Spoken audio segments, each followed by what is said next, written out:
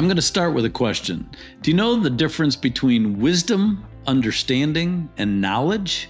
Most people don't. We're going to talk about it in this edition of Finish Strong. I'm Dan Wheeler, Terry Steen's here, Brian Rowland. Some people call us the Three Amigos. Yeah. I just call us three great friends that go way, way, way back. And it's getting wayer and wayer back. It is getting wayer back. In fact, we're almost at the wayest point. Exactly. Okay. Enough of that. Long way. Yeah. This wisdom thing is, it's going to be, it's kind of intimidating for me. It's a challenge for all of us. It's a challenge. Well, I think of wisdom as being able to use knowledge to make good decisions and to live your life wisely. That's what pops into my head first. What do you guys think about, what are your thoughts? Well, you think about intellect and you think about the master's degree and the doctorate degree and on as some of these people that run the universities now, they have all the intellect in the world. But when you listen to the news, the wisdom's not there, is it? They can't answer the simplest questions. They just contort. Yeah. Like, is there a difference between a man and a woman? Oh, I don't know. Well, it comes down to common sense. I mean, you can have all the wisdom you want and all the book knowledge and everything else, but inside what's right and what's wrong. I mean, God's put that in each and every one of us, and we know what's right and what's wrong, and what's wise and what isn't wise, and have the knowledge for that if we'll use it. But right. Terry and I were just talking about college, and we didn't know how to do laundry, really. We didn't know that if you just put everything in together that it might bleed. And a lot of my athletic garments turned pink. It really did not intimidate the other team. You guys didn't put your sneakers in there with it. Yeah, some people have book smarts, but they have no common sense, Dan. Why did you say Dan? Huh? Brian, back in college, there were guys in the dorm. They come in and goes, that Wheeler has no common sense. But he's smart. He got great grades. Who's who? Yeah, I really had to work on the common sense ever since then. Notice we all do. Since and since. Okay, let's get it. When I think of wisdom in the Bible, I think of Solomon. I mean, this guy, he became king at 15. And God appeared to him in a dream and said, what do you want? What are you asking for? Yeah. And Solomon said, wisdom, so that I can rule your people. And because of that, God threw in riches and success beyond compare. Right. Yeah. And he was a young kid. Yeah. So to think of him choosing that, and sometimes I wonder, if God said, you're going to get all this, did he just throw that at him? Or did he use the wisdom Solomon had, which then parlayed into all those things? Because if there's someone who's wise, those things follow. Right. Many Brian, times. What would you have done at 15 if God said, what do you want? Probably a Trans Am. Yeah, 57 Chevy, No, but I think about with Solomon, when God asked him that, you got to remember his upbringing too. His dad was King David. And I think that he'd go back to think what his dad was. Remember, David wanted to build the temple. And God says, no, you're not building temples. He put all the resources together for Solomon to build it. You're right. And I think that it may have gone back to that too, thinking how his dad had run the countries as his being king. And I think that had a lot of input on him at that time. But I think what's really interesting, too, was in 1 Kings 4, where it talks about his wisdom. And it says right here, God gave Solomon wisdom and a great insight and a breadth of understanding as measureless as the sand of the seashore. I mean, that is, man, you talk about knowledge and what he had, and as far as the wisdom that he had in his head to use. It's amazing. He gave him that. That's a great verse. Good research, Brian. Very good. And remember all the rulers that came to visit Solomon? Because they didn't believe everything that was being said. And I can't remember what queen it was from Persia or somewhere a long distance away. It wasn't Latifah. I know that. It probably wasn't. It was a Queen of Sheba. Oh, yeah. And she said, everything I heard still doesn't match. And one of the first practical applications of wisdom Solomon had is the two mothers that came to him and each claimed that the baby was there. Yeah. And Solomon said, okay, we'll decide this. I'll split him in two. Takes out a sword and is going to cut him, or had a guy, one of his keepers, take out his sword. He said, chop him in two. And the one woman said, no, don't. He said, that's the mother. Give the baby to Yeah, great her. Insight. Huh? Yeah. That really is. So wise. But yeah, all his building projects, he finished the temple that David had started, built many cities, and considered the author of Proverbs, Ecclesiastes, and Song of Songs. And when you read Proverbs, I know a lot of the three of us have been looking at it, and I just finished reading it. And, I would get up early in the morning. I was getting up for some reason one week about before 6, and Pam was asleep, and I'd come down, I get my cup of coffee, and I just read, and you underline verses. You're like, man, that's good. So many good verses. But starting right in Proverbs 1, chapter 1, verse 2, it says, for attaining wisdom and discipline, for understanding words of insight, for acquiring a disciplined and prudent life, doing what is right, just, and fair. I thought those were three keys to wisdom: what's right, what's just, and what's fair. And then I also like down in verse 7, it says, the fear of the Lord is the beginning of knowledge, but fools despise wisdom and discipline. Boy, when you look at the world and some of the politicians and some of the crazy things being proposed, you're like, my goodness, I've never heard anything more foolish in my life. They don't have wisdom. They have knowledge, but they lack the wisdom, just like we were talking about earlier. Yeah. And it was neat to me how, and I can't remember what chapter it was in, but he devoted a lot of time to the value of searching for it and how it was like gold, where the most valuable thing he could possibly think of on the earth, and wisdom exceeded it. If everybody would search for it, the world is out there trying to make all the money they can make, have all the power they can have, all the prestige, the pride, it's all there. That's what they're running after.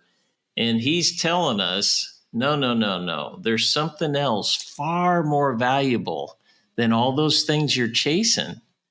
And it's wisdom. Right. It's wisdom from God. Mm-hmm. It talks about in Solomon here, in 1 Kings, where it says that he spoke 3,000 proverbs and his songs numbered 1,005. It's just what he wrote. And then it says, from all the nations, people came to listen to his wisdom, sent by all the kings of the world who had heard of his wisdom. Boy. So it spread like wildfire when they found out about his wisdom. Yeah. Nobody can get enough of them at that time. Two of the key verses in Proverbs are well-known verses to all of us, but it talks about how to live and how to have wisdom. It's Psalm 3, 5, and 6, or Proverbs 3, 5, and 6. Trust in the Lord with all thine heart, and lean not unto thine own understanding. That's the problem with the world today, their own limited knowledge. Yeah. In all your ways, acknowledge him, and he will direct your paths. And that's what wisdom is, asking God for in all my ways, all my decisions, every day, even the little ones, seeking God's wisdom and God's favor and trusting him. Yeah. He talks, the whole book of Proverbs hits so many different aspects of it. And like the second chapter, he's talking about the importance of searching for it. Then in the third chapter, he's talking about the rewards of wisdom. In the 8th chapter, he's talking about the power of wisdom. Wisdom gives us power. And then he spends at least 10 through 15 and on into the book at just some of the wisdom for today. There's no more practical book in the Bible than Proverbs, is there, as to how to live your life. There really isn't. I just looked down at Proverbs 3:15, Wisdom is more precious than rubies. Nothing you desire can compare with her. And she, down in 18, she's a tree of life to those who embrace her. Those who lay hold of her will be blessed. And then you talked about it gives you power. In verse 24 of chapter 3, I thought this was interesting. When you lie down, you will not be afraid. When you lie down, your sleep will be sweet. How many people, their problems and their sins keep them awake at night? Because they're not following the Lord. Yeah. You can be protected. You don't have to be afraid when God's wisdom is guiding you, and you can have sweet sleep and wake up refreshed. Yeah. I mean, wow. So much life wisdom in Proverbs and then in Ecclesiastes, some great things too. I listed a few things in Proverbs that I saw that wisdom provided, and it's a short list. It's obviously not extensive or exhaustive, but wisdom provides reward. Wisdom is used for correction and discipline. That's what we don't want. But if we're going to be righteous, if we're going to live the way we want, we have to have that correction and discipline. And wisdom gives that. Wisdom gives us direction. Wisdom instructs us. Wisdom exalts God. And that's part of what we have to do is exalt God. Wisdom warns us when we need to turn another way. Wisdom gives us spiritual life. The true life that he wants us to have can only come through wisdom. And then the last one was wisdom reveals God. If we truly know God, that only happens through wisdom. That's right.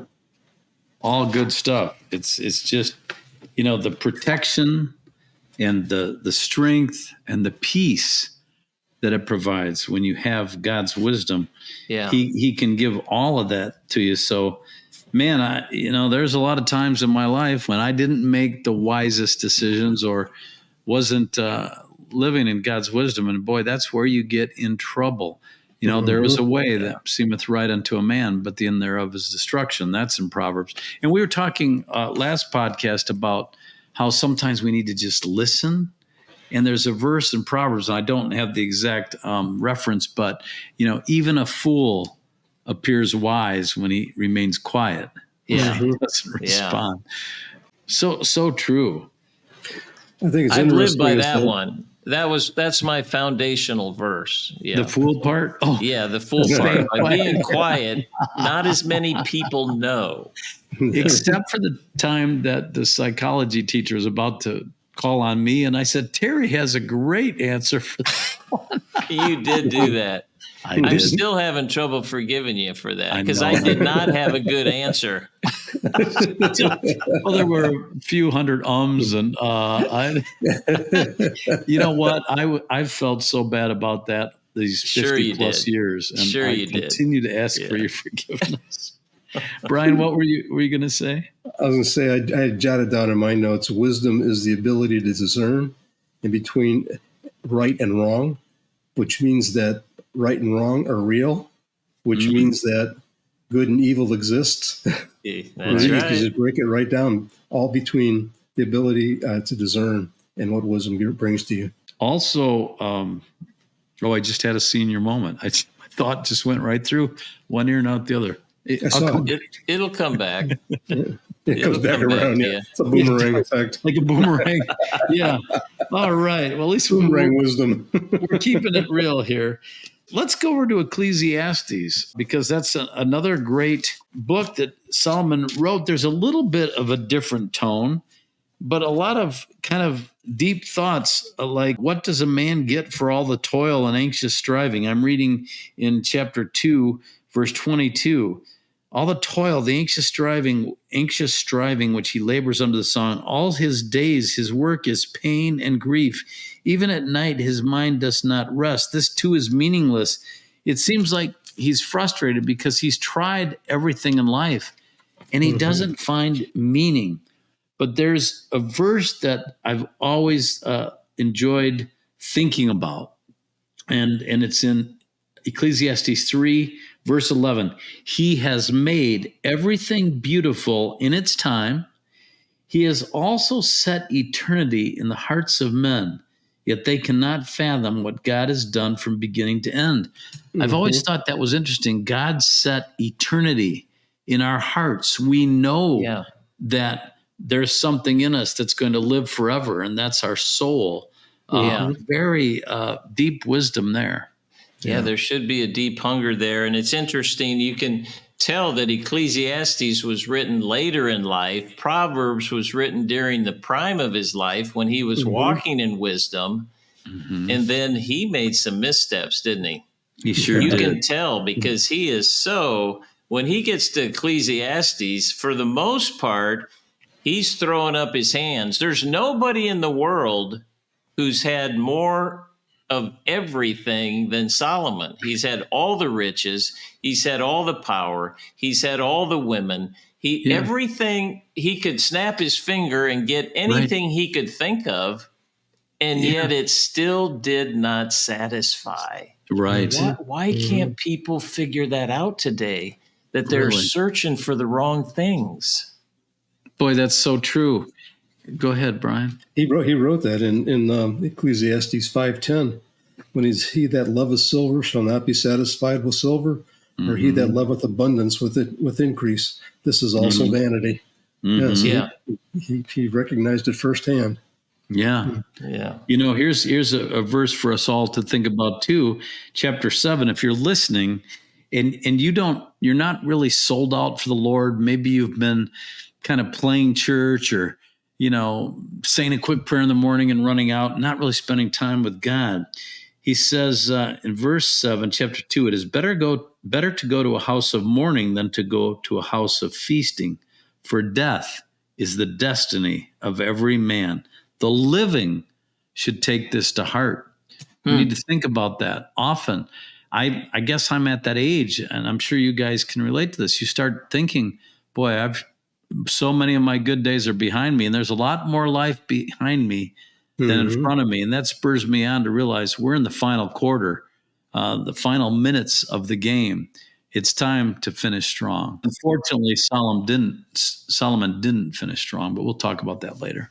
Yeah, I was just going to say that our life is but a mist. So he talks about how short life is, and then we know we're at the back end of it.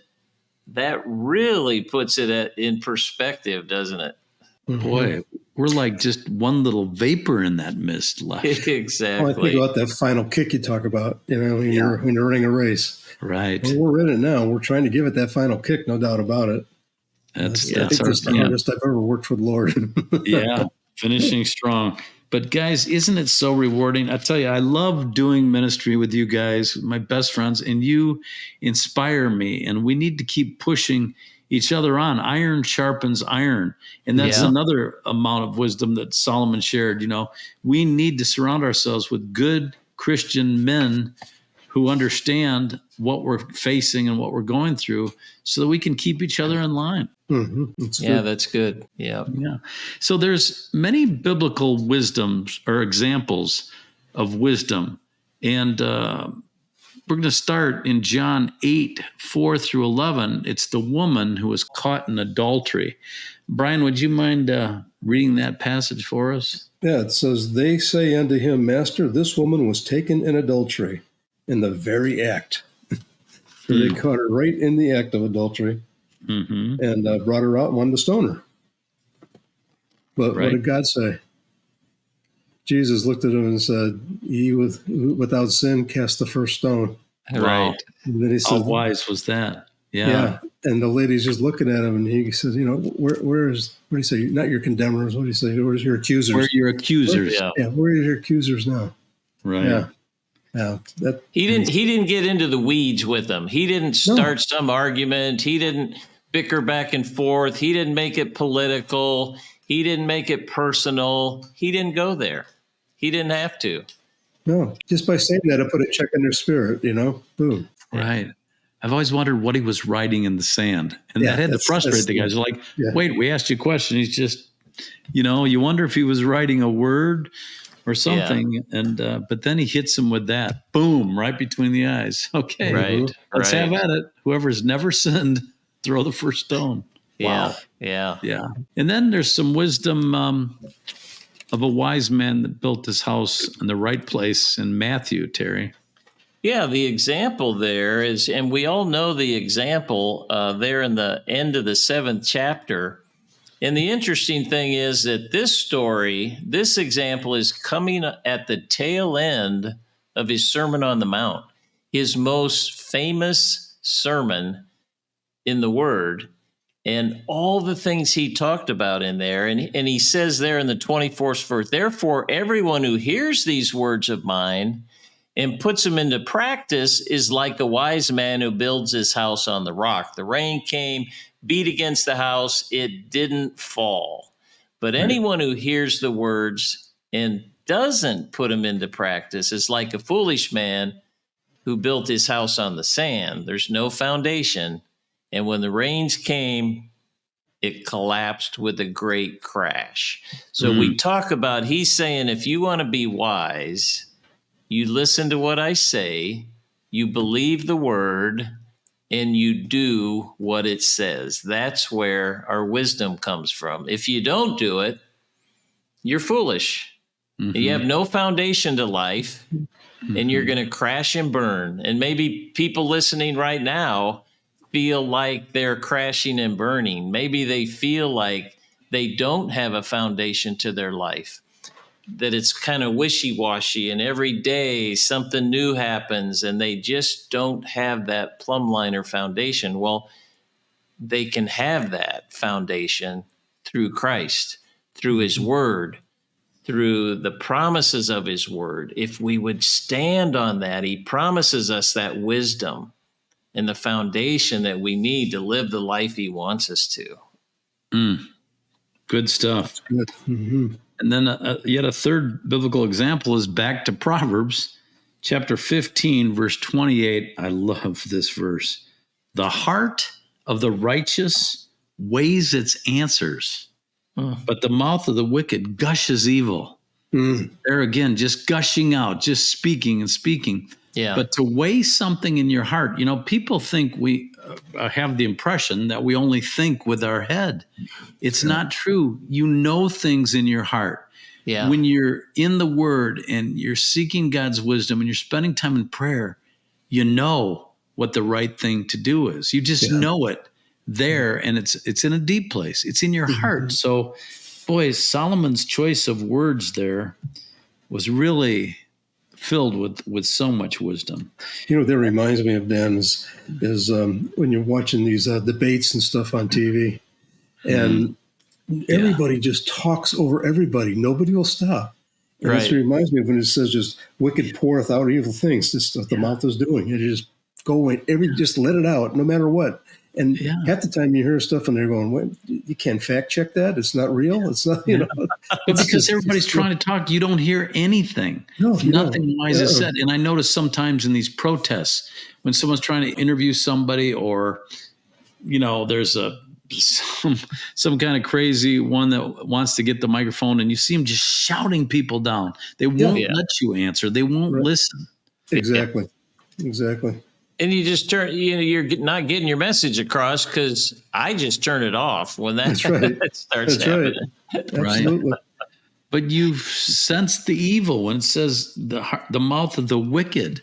Those are wicked people. They just are going to cancel you. They're not going to listen to you. You have no right to your opinion anymore. And that's why we're losing our freedoms in this country. But you have to listen to their opinion. That's what I like. I have no opinion, but I have to listen to yours. I know. So what is the difference between wisdom and knowledge? Well, we've mentioned that many knowledgeable people don't have wisdom. They don't see God, and they're often so smart they're stupid. There's a verse in Romans 1, it says, professing themselves to be wise, they became fools. And amazing how these university presidents of supposedly the top academic institutions of America sounded so bad in an anti-Semitic hearing. Liz Stefanik really just no foundation. Right. No foundation. No. Yeah.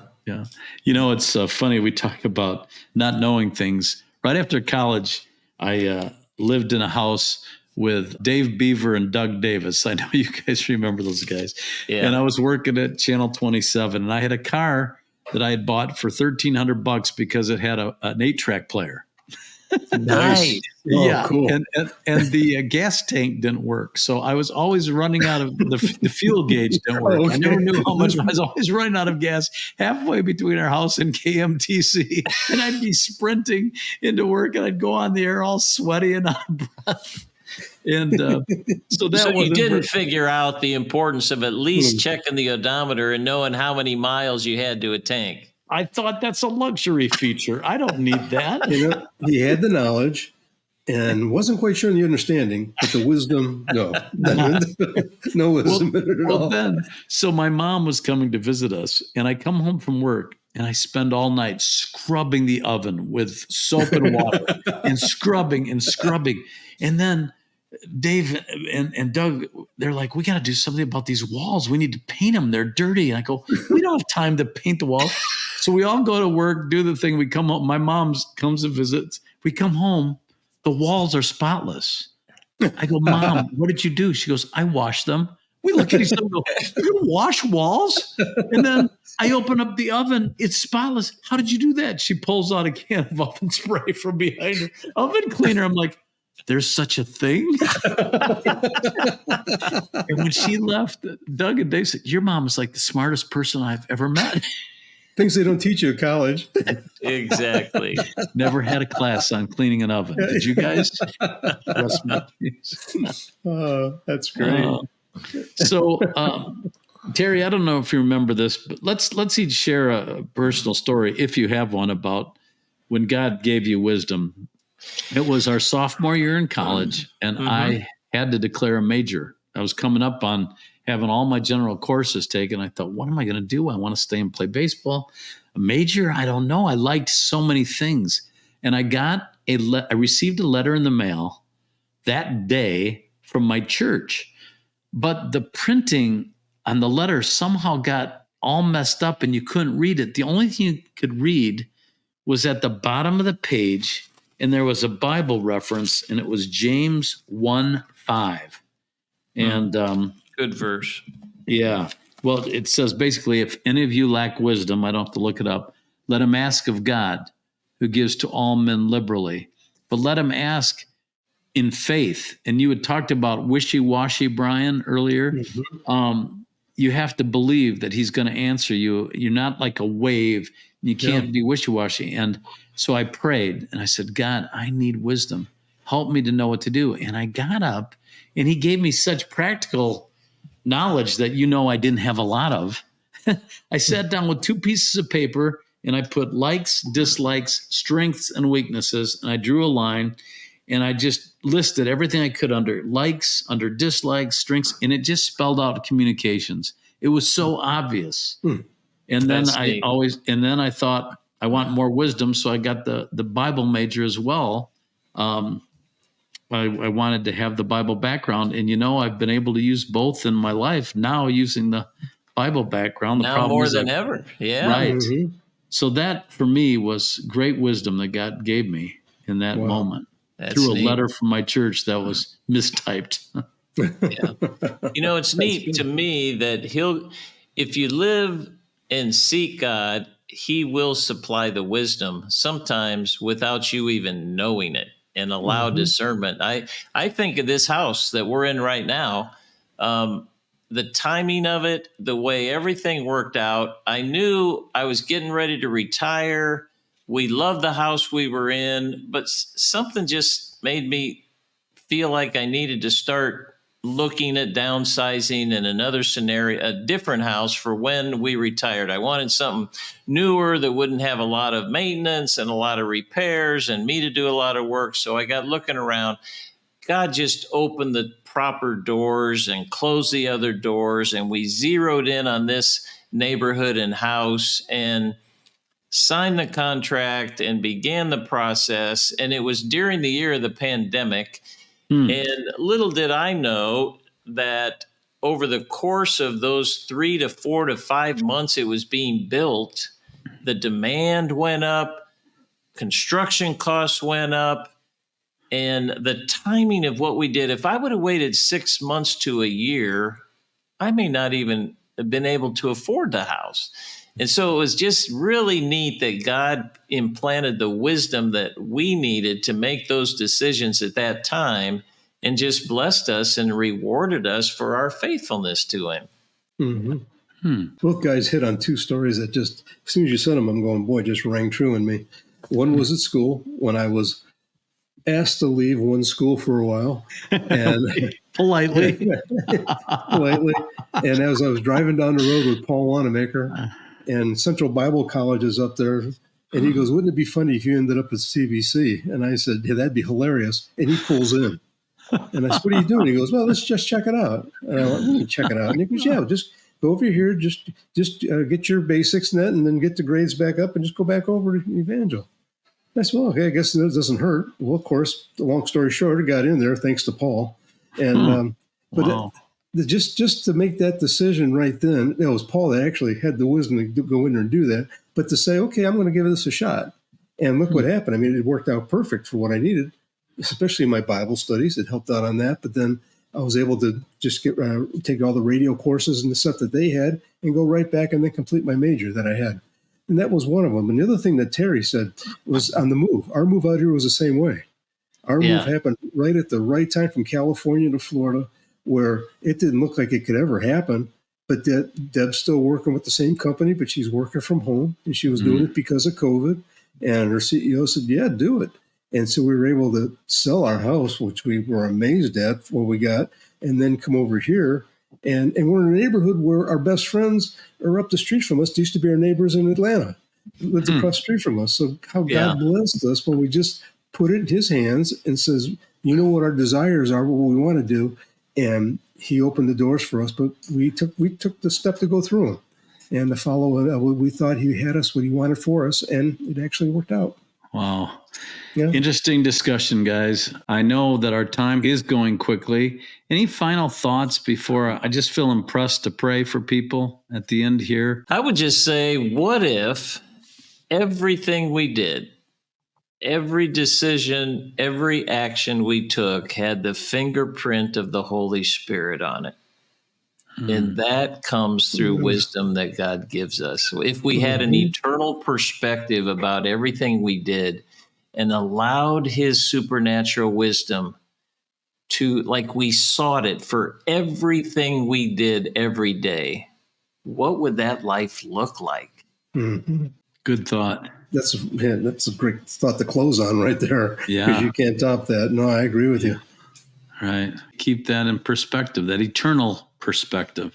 Yeah. Let's pray. Lord, I pray for everyone listening right now. And if there's a person who says, "Man, I need wisdom. I'm going through a major decision," or maybe they're torn on giving their heart to you, Lord. You said the fear of the Lord is the beginning of wisdom. And you didn't mean to be afraid of you, but to understand that we need to follow your ways, because if we don't, ultimately our life will be lost and we will be lost for eternity. So God, give wisdom to that person that's listening right now. Give them the answer to their decision and help them to turn to you for their wisdom. For we know that it all comes from you. We thank you for this podcast. Help us all to finish strong. In thy name, amen. Amen. It's been a great discussion, guys. Yeah. And I want to say to you listening, remember James 1:5. If you lack wisdom, ask God. He'll give it to you liberally. But ask in faith and don't be wishy-washy. Be certain. Thanks for joining us for another edition of Finish Strong, and we'll see you next time. God bless.